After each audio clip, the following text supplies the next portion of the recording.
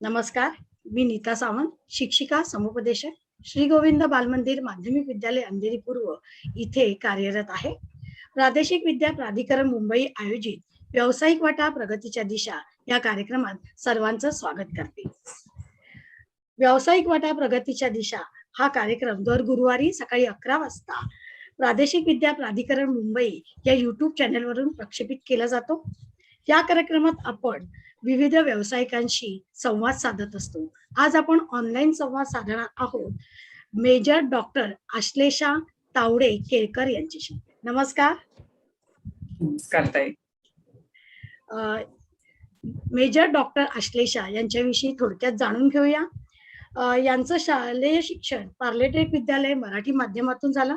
महाविद्यालयीन शिक्षण म्हणजे 11वी-12वी हे साठे कॉलेज, पार्ला कॉलेज इथून झालेलं आहे आणि महाराष्ट्र आरोग्य विद्यापीठाची CET ही त्यांनी मेरिट मध्ये उत्तीर्ण होऊन पूर्ण केलेली आहे. त्यानंतर रुरल मेडिकल कॉलेज प्रवरा लोणी येथून त्यांनी MBBS शिक्षण पूर्ण केलं. सायन हॉस्पिटल इथे त्यांनी इंटर्नशिप केलेली आहे आणि 2009 मध्ये भारतीय सैन्य दलात डॉक्टर म्हणून त्या दाखल झाल्या. भारतीय सीमेवर जम्मूच्या अतिसंवेदनशील भागात 3 वर्ष 3 महिने त्यांनी सैनिकांच्या आरोग्याची काळजी घेतली. ऑक्टोबर 2012 मध्ये मुंबईतील INS हमला येथे नाविक तळावर त्यांची डॉक्टर म्हणून नेमणूक झाली आणि तिथेच त्यांना मेजर या पदावर बढती मिळाली. त्यानंतर मेजर डॉक्टर आश्लेषा यांनी भारतीय सैन्य दलातील 5 वर्ष देशसेवा केल्यानंतर महात्मा गांधी रुग्णालय नवी मुंबई यांनी सन्मानाने त्यांना MD कम्युनिटी मेडिसिन या विषयाचा अभ्यास करण्यासाठी समाविष्ट करून घेतलं. त्यात त्यांना आता त्या महात्मा गांधी रुग्णालय नवी मुंबई इथे कार्यरत आहेत. त्यांचा हा सर्वच प्रवास ध्येयनिष्ठ, प्रगतिशील आणि प्रेरणादायी असा आहे. डॉक्टर आश्लेषा, तुमचे खूप खूप अभिनंदन आणि पुढील वाटचालीसाठी हार्दिक हार्दिक शुभेच्छा. आज आपण ऑनलाईन संवाद साधूया मेजर डॉक्टर आश्लेषा तावडे केळकर यांच्याशी. मला पहिला प्रश्न असा विचारावासा वाटेल की या क्षेत्रात म्हणजे सैन्य दलातील डॉक्टर या क्षेत्रामध्ये करिअर करावं असं तुम्हाला का वाटतं?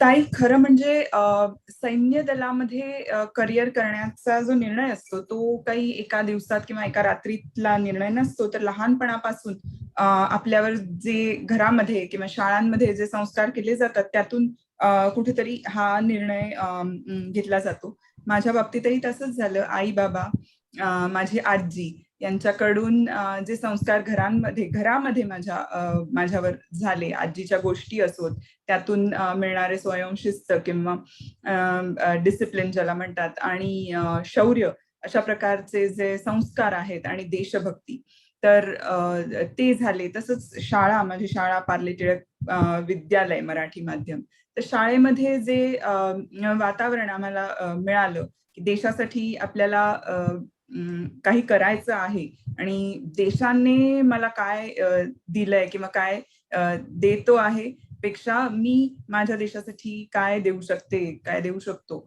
अशा प्रकारची जी एक भावना आहे ती शाळेमध्ये रुजवली गेली. त्या पुढे जाऊन जेव्हा मी कॉलेज आणि MBBS म्हणजे माझं वैद्यकीय शिक्षणामध्ये असताना माझे जे प्रोफेसर्स होते त्यांनी त्यांच्या युद्धातील सहभागाबद्दल, त्यांच्या अनुभवांबद्दल आमच्याशी नेहमीच हितगुज केलं आणि त्यातून कुठेतरी मन बनत गेलं की मला सुद्धा माझ्या व्यक्तिमत्वाला जिथे वाव मिळेल अशा प्रकारच्या आर्म फोर्सेस मध्ये जायला हवं. आणि म्हणूनच मग पुढे जेव्हा मला संधी मिळाली तेव्हा मी आर्म फोर्सेस मेडिकल कोर मध्ये जाण्याचा निर्णय घेतला. खूपच सुंदर निर्णय.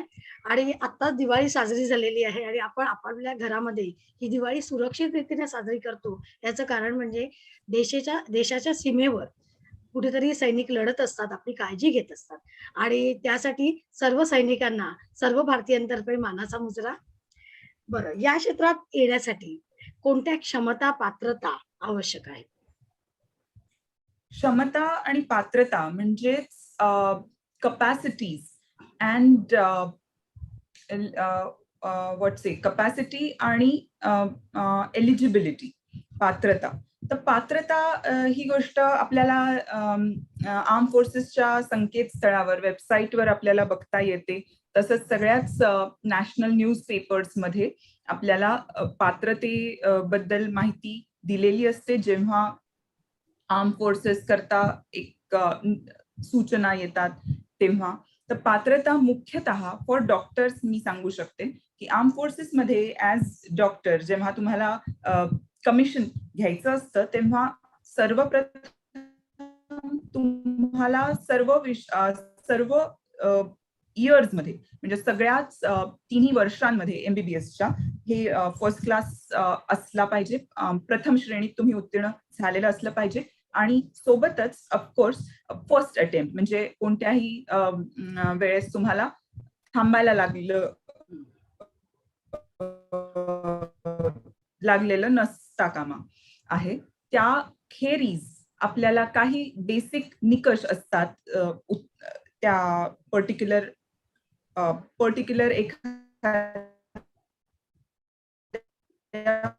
ट्रेड करता किंवा पर्टिक्युलर जसं उंचीचे काही निकष असतात किंवा वजनाचे निकष असतात, आयसाईट डोळ्यांचा नंबर वगैरे ह्याचे निकष असतात आणि सोबतच काही मेजर सर्जरीज किंवा काही कंजनायटल डिफेक्ट्स अशा प्रकारचे जे असतात त्यांच्या बाबतीत काही निकष असतात जे आपल्याला आपले क्लिअर असले पाहिजेत. तर यांच्या बाबतीत सुद्धा आपल्याला त्यांच्या वेबसाईट्सवर माहिती मिळते. वजन ही गोष्ट किंवा अजून काही जसं हिअरिंग इत्यादी जर निकषात एखादा कॅन्डिडेट बसत नसेल, काही आठवड्यांचा अवधी दिला जातो ज्याच्यामध्ये त्यांच्या फिटनेसवर हे कॅन्डिडेट काम करू शकतात आणि पुन्हा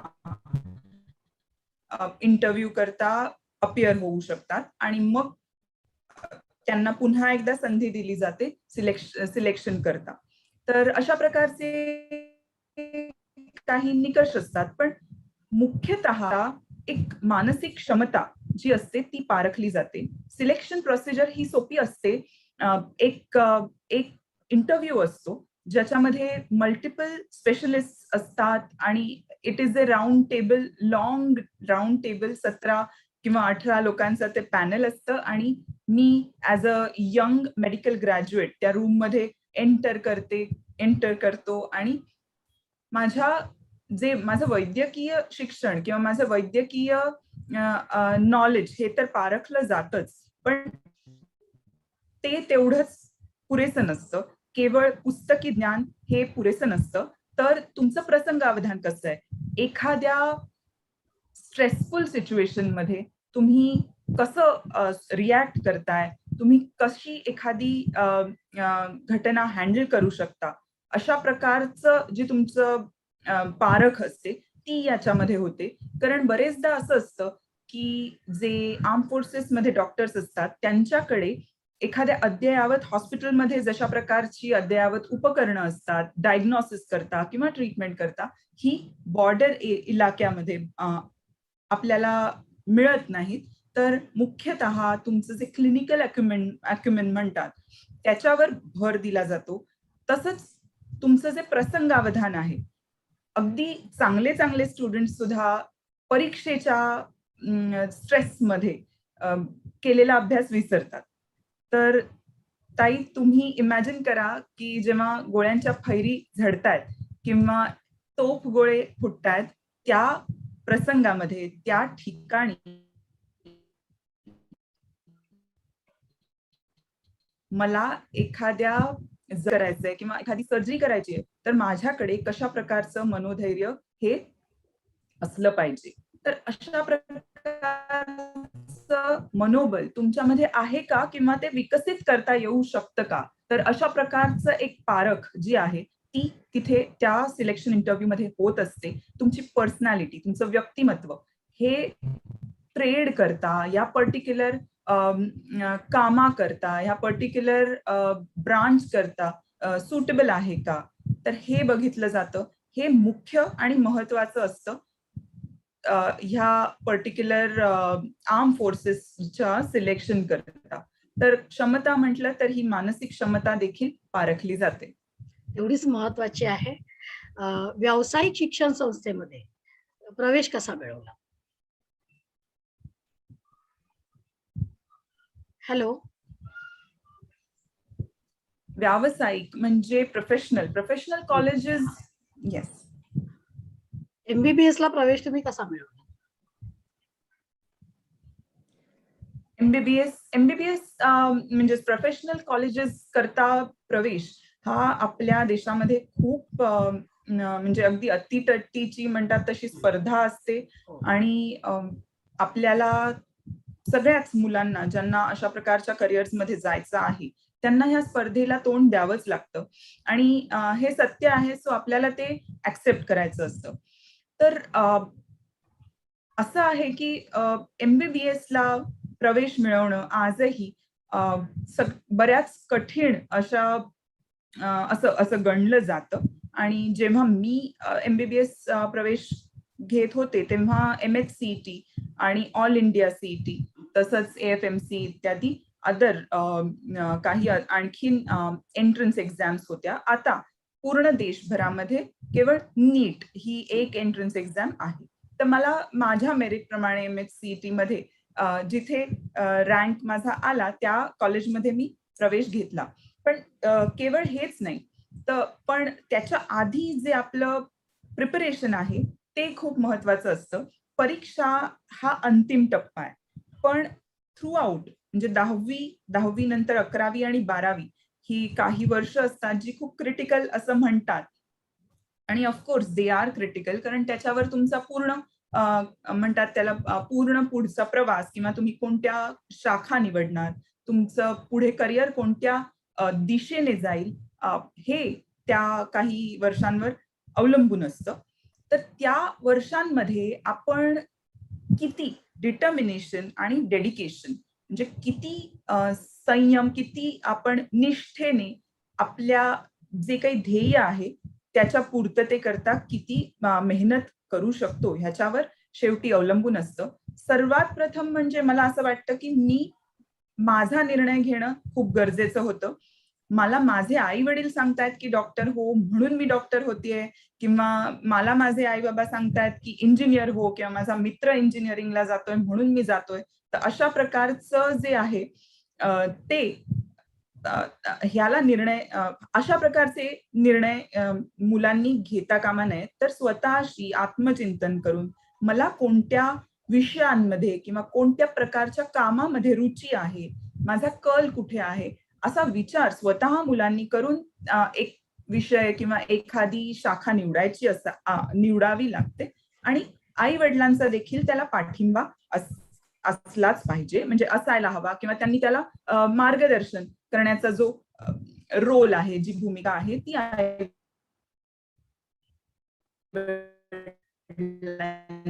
असते. तसंच माझ्या मार्गदर्शन जे माझ्या गरजेचं होतं त्यांनी ते केलं. केवळ परीक्षेच्या काळामध्ये अभ्यास हा अशा प्रकारच्या प्रोफेशनल कोर्सेस मध्ये जाण्याकरता उपयोगी पडत नाही. There are no crash courses and no shortcuts. तुम्हाला एक सतत एक प्रकारचं डेडिकेशन आणि शिस्तीने काम करायला लागतं. बऱ्याच यशस्वी विद्यार्थ्यांच्या इंटरव्ह्यूज मध्ये आपण ऐकतो की मी काहीच सोडलं नाही, मी सगळं जसं होतं तसंच चालू ठेवलं आणि माझं यश हे इनस्पाइट ऑफ इट मी जे काही माझं यश आहे ते माझं मिळालं. पण हे जे विद्यार्थी असतात हे मोजके असतात.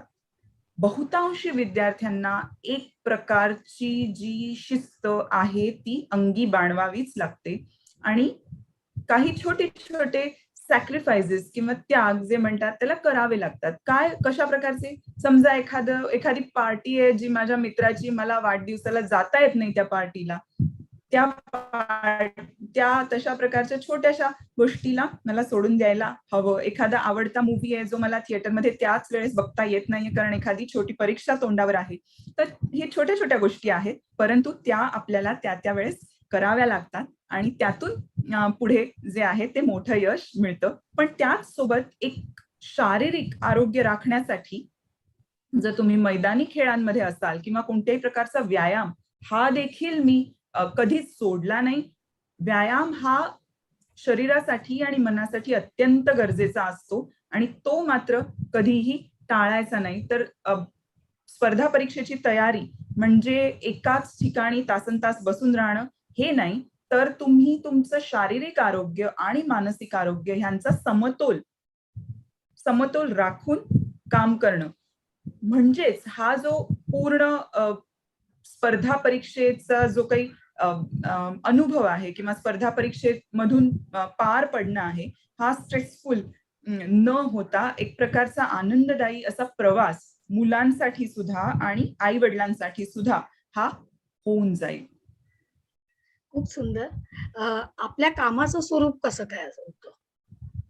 डॉक्टर म्हणून आर्म तिथे काम फोर्सेस करतात. मध्ये हां. आर्म फोर्सेस मध्ये जेव्हा डॉक्टर म्हणून काम करतो आम्ही, तेव्हा मी केवळ डॉक्टर नसते आणि एक डॉक्टर आणि एक पेशंट अशा प्रकारचा ते इक्वेशन नसतं. तर इन आर्म फोर्सेस सर्वप्रथम मी एक जवान असते. I am an officer first. I am a soldier, then I am an officer, then I am a doctor and then everything else. जेव्हा मी युनिफॉर्म चढवते तेव्हा सर्वप्रथम माझी ड्युटी, माझं कर्तव्य माझ्या देशाच्या प्रती आहे. माझ्या देशाच्या प्रती मी एक जवान आहे, मी एक लढाऊ सैनिक आहे. त्याच्यानंतर माझा जो काही रँक आहे तो आहे ऑफिसर, जे काही आहे ते. आणि नंतर मी एक डॉक्टर आहे, निष्णात किंवा ज्याला आर्म फोर्सेस मधल्या मेडिकल रिक्वायरमेंट्स बद्दल माहिती आहे. आणि त्याच्या पुढे I can be a lady officer और आय एम, जे काही मी माझं पर्सनल जी काही रिलेशन्स आहेत, मी आई आहे किंवा कोणाची पत्नी आहे, हे सगळं त्यानंतर येतं. तर ऍज ए डॉक्टर असते तेव्हा मी केवळ, आपले जवान फिट असतात सो त्यांना ते कमीच आजारी पडतात, पण ते हे जे फिट आहेत त्यांना त्यांचं फिटनेस राखणं ही एक मोठी जबाबदारी असते. सो त्यांचा फिटनेस ठेवणं ही सगळ्यात मोठी जबाबदारी. त्यांना छोटं जे काही लहान मोठ्या गोष्टी, आजार छोटा जे काही असेल तेव्हा आपण म्हणजे as a doctor I am there, पण टू कीप देअर फिटनेस. आणि फिटनेस म्हणजे केवळ शारीरिक नाही तर मानसिक देखील. तर मानसिक आरोग्य आणि तसंच शारीरिक आरोग्याची काळजी घेणं हे डॉक्टर कर्तव्य असतं. त्यामुळे कधीतरी मला त्या जवानाची आई व्हावं लागतं, कधीतरी त्याच्याशी स्ट्रिक्टली मला वागावं लागतं आणि कधीतरी मोठं होऊन मला त्या जवानाचं जे आहे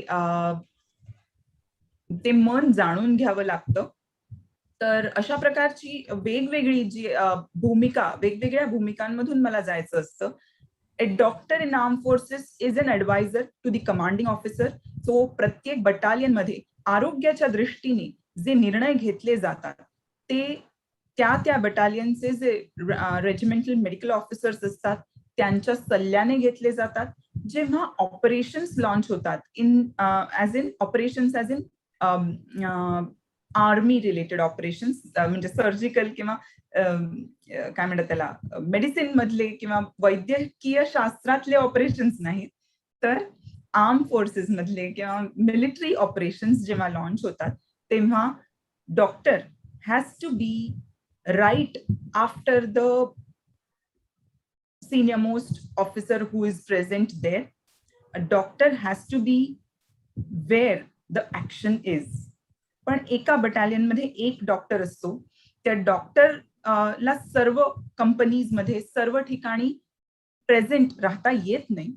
म्हणूनच त्याचे हात, कान, डोळे म्हणून नर्सिंग असिस्टंट्स असतात, ज्यांना डॉक्टर आम्ही स्वतः ट्रेन केलेलं असतं, किंवा बॅटलफील्ड नर्सिंग असिस्टंट्स असतात जे जवान असतात, ट्रेन्ड जवान आहेत, पण त्यांना मी स्वतः ट्रेन केलेलं असतं आणि त्यांना माझे हात म्हणून माझ्या इन्स्ट्रक्शन्सवर, माझ्या पासून लांब असलेल्या एखाद्या ठिकाणी जेव्हा एखादी कॅज्युअलिटी होत असते किंवा होते तेव्हा माझ्या इन्स्ट्रक्शन्सवर त्यांना काम करण्याची क्षमता मी डेव्हलप करायची असते. सो एक प्रकारचं बिल्डिंग किंवा ट्रेनिंग ही एक जबाबदारी आहे. तर अशा मल्टिपल वेगवेगळ्या जबाबदाऱ्या ह्या आर्म फोर्सेस मेडिकल कॉलेज किंवा आर्म फोर्सेस मेडिकल कोर मधले जे डॉक्टर्स आहेत त्यांनी पार पाडायच्या असतात. आणि ऍज अ सोल्जर किंवा as an officer he has to be a good leader. Arm forces lead by example. आम्ही उदाहरण घालून देतो आणि तेव्हाच त्या क्षमता किंवा त्या गोष्टी आम्ही आमच्या जवानांकडून अपेक्षा करतो. तर अशा प्रकारचं एक लीडरशिप क्वालिटी देखील असणं खूप खूप गरजेचं असतं. खूप छान. आपला हा जो प्रवास आहे तो प्रवास आर्म फोर्स मेडिकल कॉलेज मधले डॉक्टर ते पुढे मेजर, हा प्रवास कसा झाला? आर्म फोर्सेस मेडिकल कोर मध्ये जेव्हा रुजू होतो आपण किंवा कमिशनिंग माझं झालं तेव्हा at the rank of captain. तो सुद्धा एक वेगळा अनुभव असतो. जेव्हा तुमच्या घरी ते पत्र येतं की जे प्रेसिडेंट ऑफ इंडिया म्हणजे भारताच्या राष्ट्रप्रमुखांकडून राष्ट्रपतींकडून येतं, तो क्षण जो असतो तो कोणत्याही ऑफिसर करता किंवा not just the officer, for his entire family it is a pride. तो एक अत्यंत गौरवाचा क्षण असतो की जेव्हा तुम्हाला कमिशनिंग मिळतं किंवा कमिशन मिळतं. जसं मी आधी म्हटलं होतं ताई तुमच्याशी बोलताना की हा एक जॉब नाही तर ही एक जबाबदारी आहे, ही एक जीवन पद्धती आहे किंवा जगण्याची शैली आहे आर्म फोर्सेस. तर त्याच्याकडे एक नोकरी म्हणून बघितलं जात नाही आणि बघू नये. तर त्यामुळे जेव्हा एक सामान्य मुलगा किंवा सामान्य मुलगी ही आर्म फोर्सेस मध्ये जाते तेव्हा केवळ ती आर्म फोर्सेस मध्ये जात नसते तर तिचं अख्खं कुटुंब आर्म फोर्सेसच्या मोठ्या परिवाराशी जोडलं जातं आणि द होल फॅमिली, ती पूर्ण कुटुंब आर्म फोर्सेस फॅमिली बनतं. तर त्यामुळे एक प्रकारचं त्या जेव्हा हा म्हणून जसं आधी आपण म्हटलं की निर्णय घेताना एका रात्रीत घेतला जात नाही तर पूर्ण कुटुंबाचा त्याच्यामध्ये सहभाग लागतो. तसंच आर्म फोर्सेस मध्ये जेव्हा जॉईन केलं तेव्हा मी कॅप्टन रँकवर जॉईन केलं आणि मला अजून पण तारीख आणि तो क्षण आठवतो जेव्हा माझ्या खांद्यावर ब्रास स्टार्स लागले आणि आई बाबांच्या डोळ्यामधलं कौतुक मी विसरू शकत नाही. आणि आपण सगळेच आपल्या आई वडिलांना, आपल्या कुटुंबाला आपला अभिमान वाटावा याकरताच कुठेतरी काम करत असतो. नेहमीच आपण त्याचाच प्रयत्न करत असतो. आणि त्यानंतर मला ट्रेनिंग नंतर जेव्हा मी बॉर्डर एरिया म्हणजे LOC फ्रॉम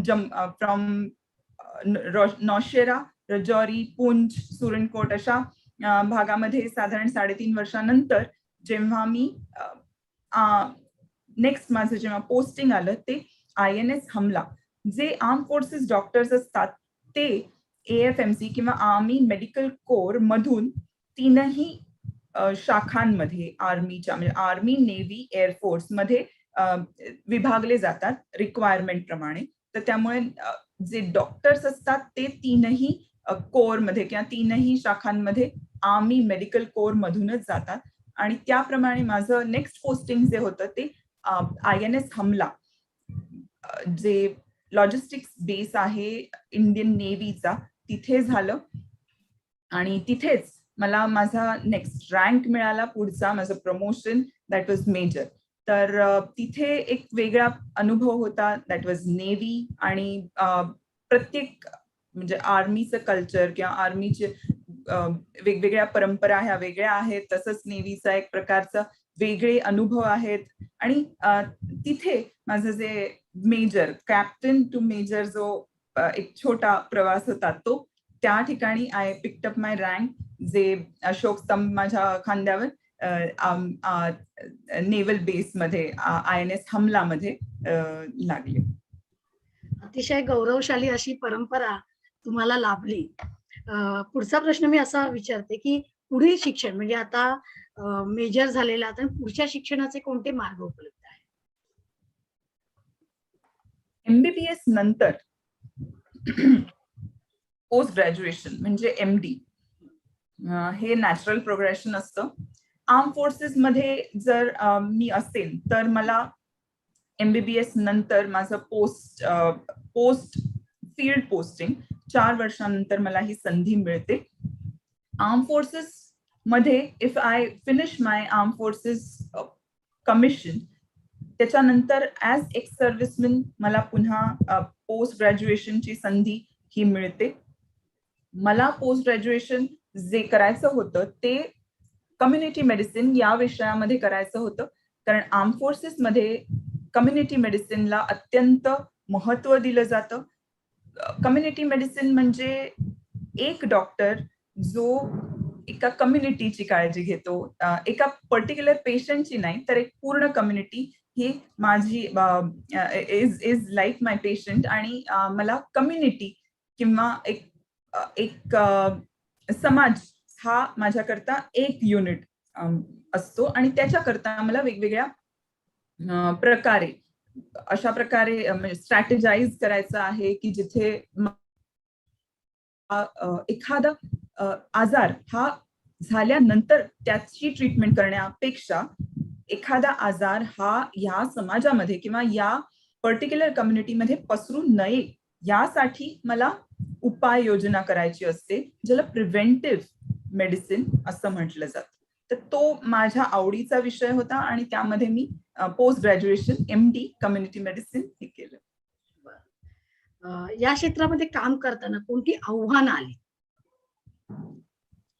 आर्म फोर्सेस मध्ये काम करताना ताई, arm forces is itself a challenging career. Challenging career तर ते जरूर आहे, कारण वेगवेगळ्या प्रकारची आव्हानं असतात. एक सर्वात प्रथम जे सगळ्यांच्या मनात असतं ते म्हणजे आपण आपल्या कुटुंबापासून लांब असतो. माझं उदाहरण द्यायचं तर मी 12वी पर्यंत किंवा MBBS होईपर्यंत मुंबई सारख्या मेट्रो सिटी मधून बाहेर गेले नव्हते. आई वडिलांसोबत असायचे, म्हणजे राहत होते, आणि त्यानंतर ऍज आर्म फोर्सेस ऑफिसर मला माझं फर्स्ट पोस्टिंग तर ऑफकोर्स AFMC मध्ये होतं, म्हणजे army medical course southern command, so Pune तिथे होतं, आणि त्यानंतर जे फर्स्ट फील्ड पोस्टिंग होतं ते जम्मूच्या पुढे होतं. सो तिथे त्याआधी मी कधीच गेले नव्हते. आई वडिलांपासून किंवा आपल्या पूर्ण कुटुंबापासून बरंच दूर आपल्याला जायचं असतं, राहायचं असतं, अशा ठिकाणी राहायचं असतं जिथे बरेचदा इंटरनेट तर दूरची गोष्ट आहे, साधं फोन नेटवर्क सुद्धा अवेलेबल नसतं. तर मी ज्या ठिकाणी असायचे बरेचदा असं असायचं की वेगवेगळे 7 नेटवर्क्स माझ्या फोनमध्ये दिसायचे, पण त्यातलं एकही भारतीय नेटवर्क नाही असायचं. पाकिस्तानी नेटवर्क्स असायचे which you cannot log in, आणि युनिटमध्ये असे छोटे छोटे चौकोन किंवा वर्तुळ जमिनीवर आखलेली असायची. त्या वर्तुळाच्या आतमध्ये समजा तुम्ही उभं राहिलात तर तुम्हाला नेटवर्क मिळेल तुमच्या मोबाईल फोन्सवर. तर अशा प्रकारचं त्या सिच्युएशन्स मध्ये तुम्हाला राहायचं, स्ट्रेसफुल सिच्युएशन्स असतात जिथे तुम्हाला सतत एक प्रकारचं मृत्यूशी सतत सामना करायचा असतो.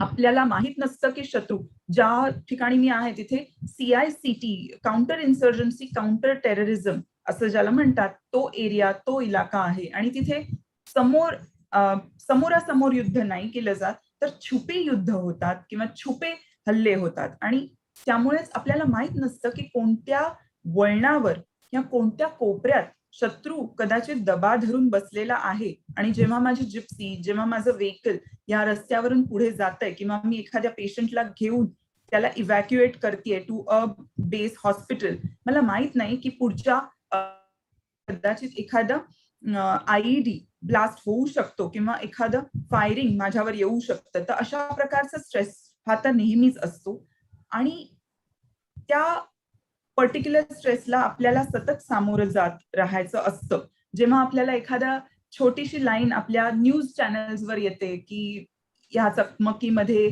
1 जवान शहीद आणि 3 जखमी, तेव्हा एक मोठं युद्ध त्याच्या मागे घडलेलं असतं, जे आपल्याला इथे बसून दिसत नाही, पण तिथे तैनात असलेल्या जवानांना, ऑफिसर्सना, आपल्या आर्म फोर्सेसना त्या युद्धाला सतत सामोरं जायचं असतं. तर हे एक मोठं आव्हान असतं. त्याचबरोबर बिईंग अ लेडी ऑफिसर, मुलगी म्हणून सुद्धा एक प्रकारचं चॅलेंज किंवा आव्हान हे माझ्यासमोर होतं. Of course lady officers are given utmost respect, due respect in arm forces. आत्ताच आपण हे पाहिलंच आहे की आर्म फोर्सेसमध्ये परमनंट कमिशन करता मुलींना आता ओपन केलेलं आहे.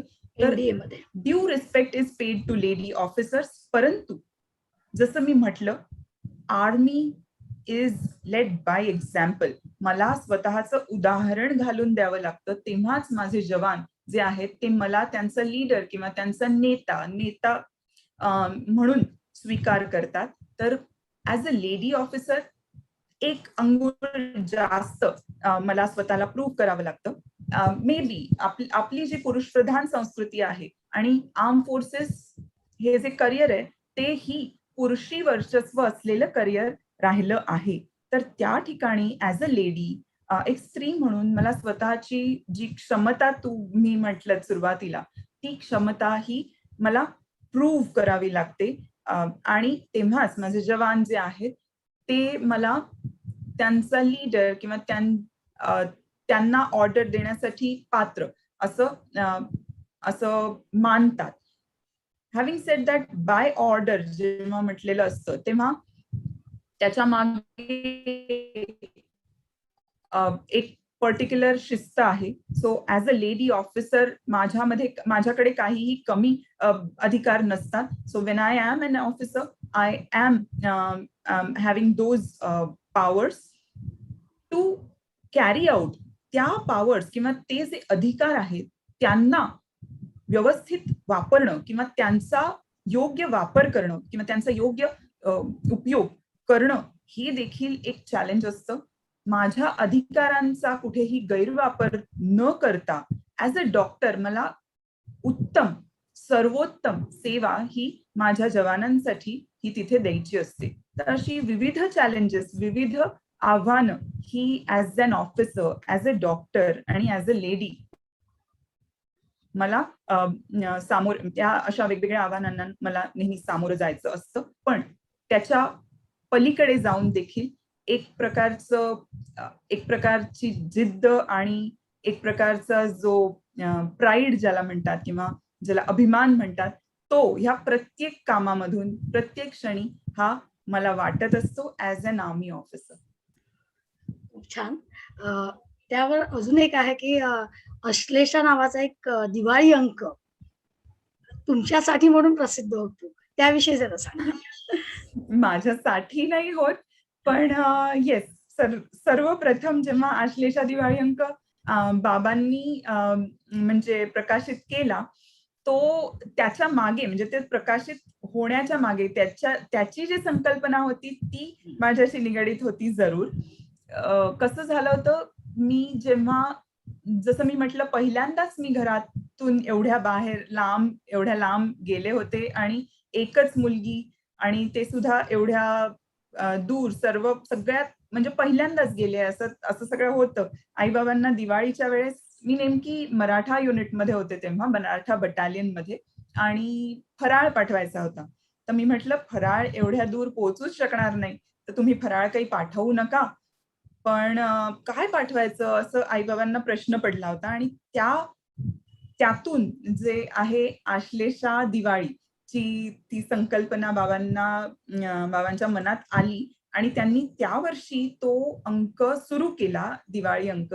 दिवाळी अंकाची जी परंपरा आहे ती महाराष्ट्राची एक वैशिष्ट्यपूर्ण अशी परंपरा मला असं वाटतं. खूप म्हणजे मला वाटतं बंगालमध्ये पण दुर्गा पूजेच्या वेळेस असे विशेषांक निघतात, तसंच महाराष्ट्रामध्ये दिवाळी अंक आहेत. तर जो मराठी असतो मनात त्याला त्या दिवाळी अंकांचं महत्व असतं. बाबांनी तो अंक त्या वर्षी सुरू केला, आश्लेषा दिवाळी. आणि तो अंक मला फराळ म्हणून त्यांनी बॉर्डरला पाठवला. माझ्या बटालियन मधल्या सगळ्यांनी तो जो वैचारिक फराळ होता तो खूप खूप आनंदाने अगदी एन्जॉय केला. तर अशी ती आश्लेषा दिवाळीची संकल्पना आहे. आता त्या गोष्टीला 10 वर्ष आणि 10 वर्ष सातत्याने तो जो अंक आहे त्या एका कारणाने सुरू झाला, परंतु तो सातत्याने चालू आहे आणि मला त्या गोष्टीचा आणि बाबांचा त्याकरता खूप खूप अभिमान वाटतो. बरोबर.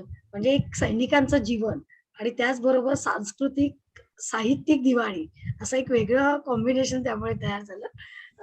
बरं, या क्षेत्रामध्ये करिअर करू इच्छिणारे जे विद्यार्थी आहेत आणि आता तर विद्यार्थिनी देखील, कारण एन-डी-एची द्वारं मुलींसाठी खुली झालेली आहेत यंदापासून. तर त्यांना तू काय सल्ला देशील? काय सल्ला द्याल तुम्ही? ताई, मला असं वाटतं की एनडीए ची द्वारं मुलींकरता खुली झाली हे तर आपण सगळ्यांनी खूप म्हणजे ऐकलंच आहे आणि त्याच्याबद्दल खूप बोललं गेलेलं आहे. पण त्याहूनही महत्वाचा असा एक अजून निर्णय झाला, तो म्हणजे सैनिकी शाळांमध्ये मुलींना प्रवेश. सैनिकी शाळांमध्ये मुलींना प्रवेश दिला जाणं हे एक अत्यंत म्हणजे तितकंच महत्वाचं हे पाऊल आपल्या कडून उचललं गेलं आहे. माननीय प्रधानमंत्र्यांनी आपल्या स्वातंत्र्य दिनाच्या दिवशी अशी अशी घोषणा केली आणि मला असं वाटतं की केवळ एनडीए नाही, तर जेव्हा शालेय शिक्षणापासून मुलींना एक प्रकारची सैनिकी जडणघडण जेव्हा मिळेल, तेव्हा त्या पुढे जाऊन एनडीए सारख्या सैनिकी प्रशिक्षणामध्ये ह्या जास्त यशस्वी होतील. आणि सैनिकी शाळांमध्ये गेलं म्हणजे केवळ सैन्यामध्ये भरती होणं एवढ्या करताच नाही, तर सैनिकी शाळांमधील एक शिस्त, एक प्रकारचं नेतृत्व गुण आणि एक प्रकारचं कणखरता ही जी आहे ती मुलांमध्ये आणि मुलींमध्ये त्यांच्या अंगी बाणणं खूपच गरजेचं आहे. तर हाच जो विचार आहे, हा जो उद्देश आहे, तो मुलींना सैनिकी शाळांमध्ये प्रवेश खुला होण्याच्या मागे आहे. आणि मला असं वाटतं की हा खूप महत्वाचा निर्णय आहे आणि ह्याची देखील तेवढीच चर्चा झाली पाहिजे जेवढी एनडीए करता. कारण एनडीए मधून केवळ मी पुढे आर्मी मध्ये जाणार आहे, पण सैनिकी शाळांमधून मी कोणत्याही ब्रांचमध्ये कोणत्याही शाखेत जरी जाणार असेल तरी पण ती जी जडणघडण आहे त्या प्रकारची जडणघडण मला प्रत्येक क्षेत्रामध्ये ही उपयोगी पडणार आहे. तर मला असं वाटतं मुला मुलींनी जेव्हा सैन्य प्रशिक्षणाचा जेव्हा विचार करतात तेव्हा केवळ आर्मी मध्ये किंवा आर्म फोर्सेस मध्ये मला जायचंय म्हणून असं नाही, तर या प्रकारच्या प्रशिक्षणाचा तुमच्या दैनंदिन जीवनामध्ये एक चांगला प्रभाव पडणार आहे ह्या हेतूने करायचा आहे. मुलांना आणि मुलींना ज्यांना आर्म फोर्सेस मध्ये जाण्याची इच्छा आहे त्यांनी आत्तापासून म्हणजे तुम्ही तुमच्या करिअरच्या ज्या टप्प्यावर आहात त्या टप्प्यापासून त्या क्षणापासून तुम्ही तयारी करायची गरज आहे. आणि शारीरिक तयारी तर आहेच, पण मानसिक देखील, जसं मी आधी सुरुवातीला म्हटलं आणि नंतरही की हा केवळ माझा निर्णय नसतो तर पूर्ण कुटुंबाचा असतो. तर पूर्ण कुटुंबाने सोबत असणं हे देखील गरजेचं असतं. जसं अभ्यास हा गरजेचा आहेच, कारण आर्म फोर्सेस मध्ये जाणं याच्याकरता तुम्हाला अभ्यासामध्ये उत्तम यश मिळणं हे गरजेचं असतं. ज्या एंट्रन्स एक्झाम्स असतात त्याच्यामध्ये यशस्वी होणं हे गरजेचं असतं. त्यामुळे आम्ही इक्वल टू केवळ शारीरिक शिक्षण नाही, केवळ अभ्यास नाही, तर या वेगवेगळ्या पैलूंचा किंवा वेगवेगळ्या क्षेत्रांचा समतोल हा आहे. पण मुळात स्वयंशिस्त ही सर्वात महत्वाची आहे आणि कन्सिस्टन्सी किंवा सातत्य तुमच्या प्रयत्नांमध्ये तुम्ही जेव्हापासून ठरवलं तेव्हापासून तुमच्या प्रयत्नांमध्ये हे सातत्य असणं गरजेचं आहे. आज मला आर्मीमध्ये जायचंय आणि उद्या मला कॉर्पोरेटमध्ये एखादा लठ्ठ पगार घ्यायचा आहे किंवा परवा मला अभिनेता व्हायचंय, अशा प्रकारचं जे फ्लक्च्युएशन असतं ते त्या वयामध्ये अभिप्रेत आहे. लहान वयामध्ये किंवा ज्या ठिकाणी आपल्याला खूप संधी आहेत तेव्हा अभिप्रेत आहे. पण जसं मी आधी म्हटलं तसं, की प्रत्येकाने, प्रत्येक विद्यार्थ्याने हा स्वतःशी विचार करून आपल्याला खरंच कोणत्या दिशेला जायचंय, कुठे आपला कल आहे, त्याप्रमाणे पुढे जाणं, त्या प्रकारचे निर्णय घेणं हे गरजेचं आहे. तर त्याच्याकरता एक मुळात स्वयंशिस्त हवी आणि त्याच सोबत सातत्य, तुमच्या मेहनत करण्याची तयारी ही देखील हवी. खूप छान. अ, असं म्हटलं जातं, की दिव्यत्वाची जेथे प्रचिती, तेथे कर माझे जुळती. आणि खरोखर आर्म फोर्स मधल्या संधी असू देत किंवा नेहमीच्या जीवनातलं जे काही एक शिस्त असू दे, या सगळ्यांचा मेळ घालून आपला विद्यार्थी हा परिपूर्ण बनण्याकडे जेव्हा वाटचाल करेल, तेव्हा अशा आम्ही ज्या मुलाखती घेतो आहोत, त्या सक्सेस झाल्या असं म्हणू. तुम्ही इथे आलात आणि खूप सुंदर माहिती आमच्या विद्यार्थी, पालक, शिक्षकांना दिली. त्याबद्दल सर्वांतर्फे मी तुमचे आभार मानते. धन्यवाद ताई. धन्यवाद. अ,